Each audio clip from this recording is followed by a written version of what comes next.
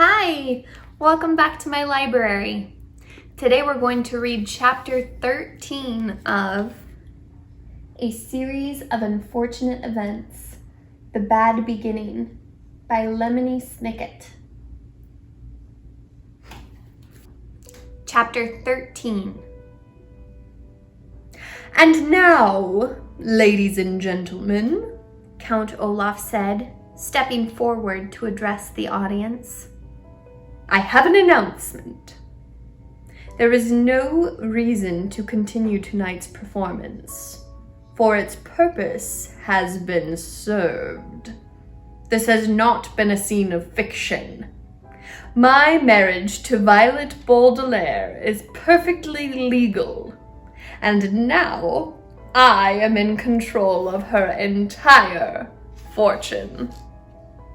There were gasps from the audience, and some of the actors looked at one another in shock. Not everyone, apparently, had known about Olaf's plan. That can't be, Justice Strauss cried. The marriage laws in this community are quite simple, Count Olaf said. The bride must say I do in the presence of a judge like yourself, and sign an explanatory document. And all of you, here Count Olaf gestured out to the audience, are witnesses. But Violet is only a child, one of the actors said. She's not old enough to marry. She is, if her legal guardian agrees, Count Olaf said. And in addition to being her husband, I am her legal guardian. But the piece of paper is not an official document, Justice Strauss said. That's just a stage prop. Count Olaf took the paper from Violet's hand and gave it to Justice Strauss. I think if you look at it closely, you will see it is an official document from City Hall. Justice Strauss took the document in her hand and read it quickly. Then, closing her eyes, she sighed deeply and furrowed her brow, thinking hard. Klaus watched her and wondered if this were the expression Justice Strauss had on her face whenever she was serving on the High Court. You're right, she said finally to Count Olaf. This marriage, unfortunately, is completely legal. Violet said I do and signed her name here on the paper. Count Olaf, you are Violet's husband and therefore in complete control of her estate. That can't be, said a voice from the audience, and Klaus recognized it as the voice of Mr. Poe. He ran up the stairs to the stage and took the document from Justice Strauss. This is dreadful nonsense. I'm afraid this dreadful nonsense is the law, Justice Strauss said. Her eyes were filling up with tears. I can't believe how easily I was tricked, she said. I would never do anything to harm you children, never. You were easily tricked, Count Olaf said, grinning, and the judge began to cry. It was child's play winning this fortune. Now, if all of you will excuse me, my bride and I need to go home for our wedding night. First, let Sunny go, Klaus burst out. You promised to let her go. Where is Sunny? Mr. Poe asked. She's all tied up at the moment, Count Olaf said, if you will pardon a little joke. His eyes shone as he pressed buttons on the walkie-talkie and waited while the hook-handed man answered. Hello? Yes, of course it's me, you idiot. Everything has gone according to plan. Please remove Sunny from her cage and bring her directly to the theater. Klaus and Sunny have some chores to do before they go to bed. Count Olaf gave Klaus a sharp look. Are you satisfied now? He said. Yes, Klaus said quietly. He wasn't satisfied at all, of course, but at least his baby sister was no longer dangling from a tower. Don't think you're so safe, the bald man whispered to Klaus. Count Olaf will take care of you and your sisters later. He doesn't want to do it in front of all these people.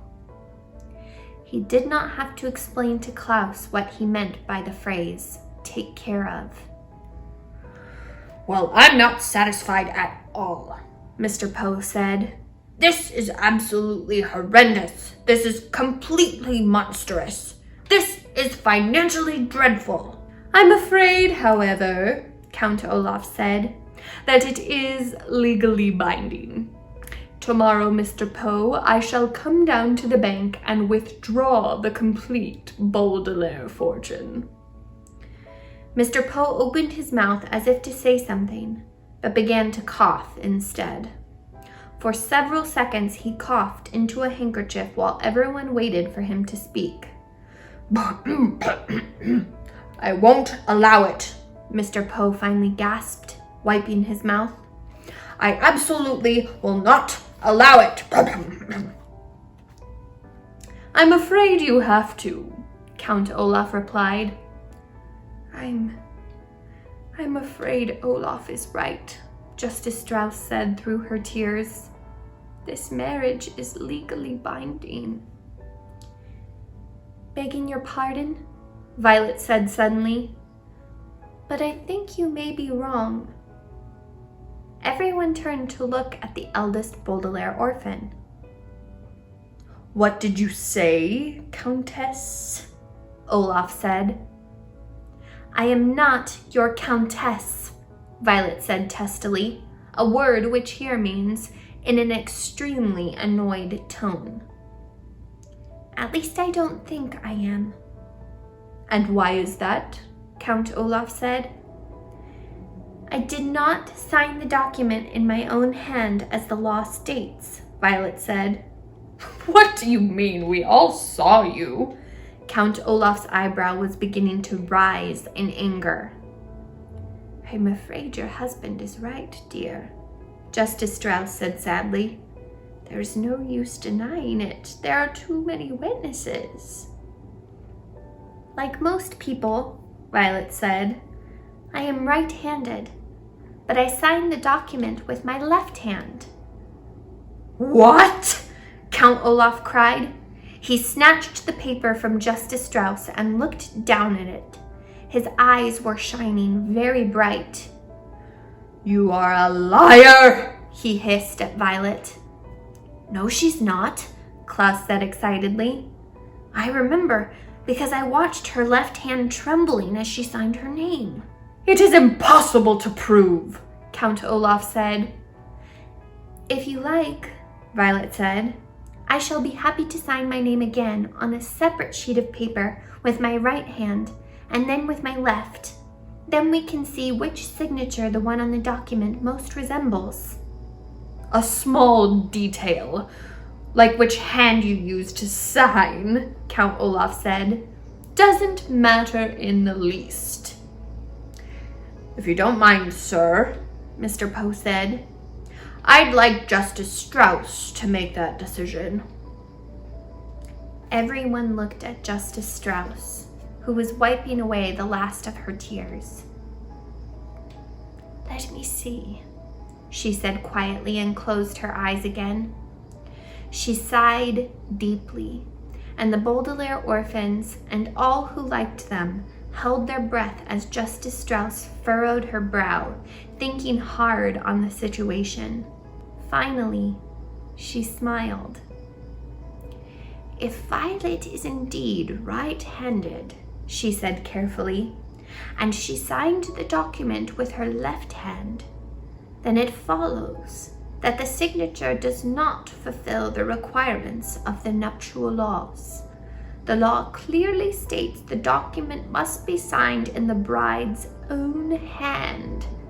Therefore, we can conclude that this marriage is invalid. Violet, you are not a countess, and Count Olaf, you are not in control of the Baudelaire fortune." "Hooray!" cried a voice from the audience, and several people applauded. Unless you are a lawyer, it will probably strike you as odd that Count Olaf's plan was defeated by Violet signing with her left hand instead of her right. But the law is an odd thing. For instance, one country in Europe has a law that requires all its bakers to sell bread at the exact same price. A certain island has a law that forbids anyone from removing its fruit. And a town not too far from where you live has a law that bars me from coming within 5 miles of its borders. Had Violet signed the marriage contract with her right hand, the law would have made her a miserable Contessa, but because she signed it with her left, she remained, to her relief, a miserable orphan. What was good news to Violet and her siblings, of course, was bad news to Count Olaf. Nevertheless, he gave everyone a grim smile. "In that case," he said to Violet, pushing a button on the walkie-talkie, "you will either marry me again, and correctly this time, or I will..." "Meepo!" Sunny's unmistakable voice rang out over Count Olaf's as she tottered on stage toward her siblings. The hook-handed man followed behind her, his walkie-talkie buzzing and crackling. Count Olaf was too late. "Sunny, you're safe!" Klaus cried and embraced her. Violet rushed over, and the 2 older Baudelaires fussed over the youngest one. "Somebody bring her something to eat," Violet said. "She must be very hungry after hanging in a tower window all that time." "Cake!" Sunny shrieked. "Ugh!" Count Olaf roared. He began to pace back and forth like an animal in a cage, pausing only to point a finger at Violet. "You may not be my wife," he said, "but you are still my daughter, and..." "Do you honestly think," Mr. Poe said in an exasperated voice, "that I will allow you to continue to care for these 3 children after the treachery I have seen here tonight?" "The orphans are mine," Count Olaf insisted, "and with me they shall stay. There is nothing illegal about trying to marry someone." "But there is something illegal about dangling an infant out of a tower window," Justice Strauss said indignantly.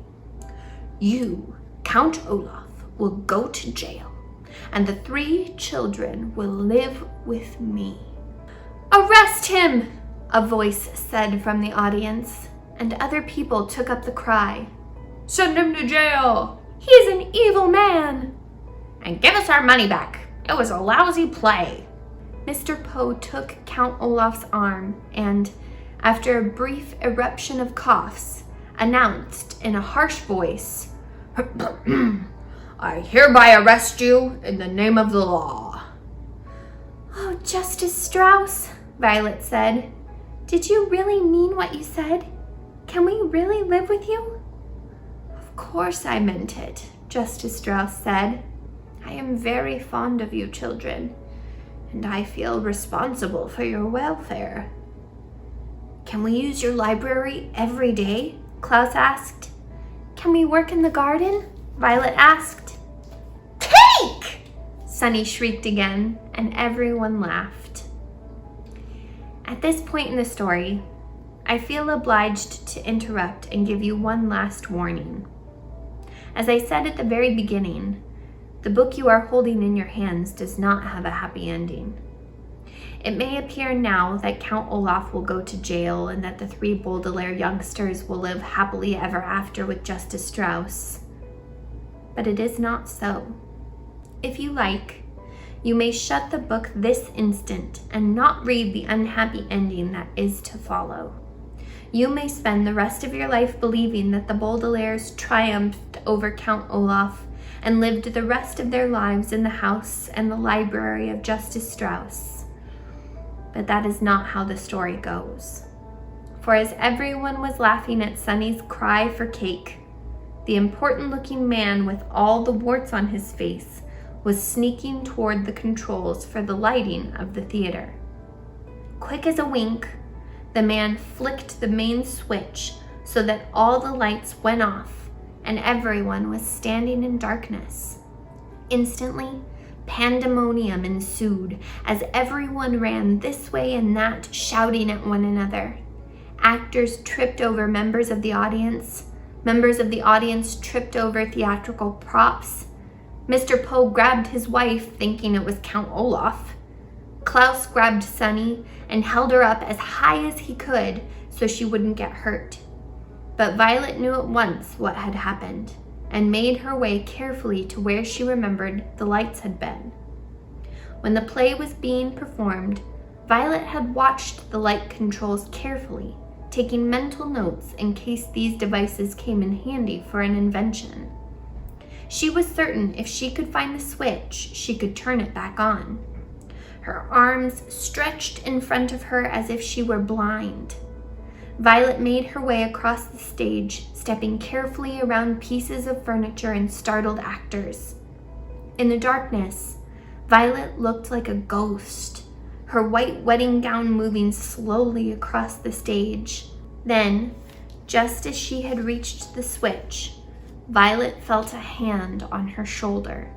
A figure leaned in to whisper in her ear.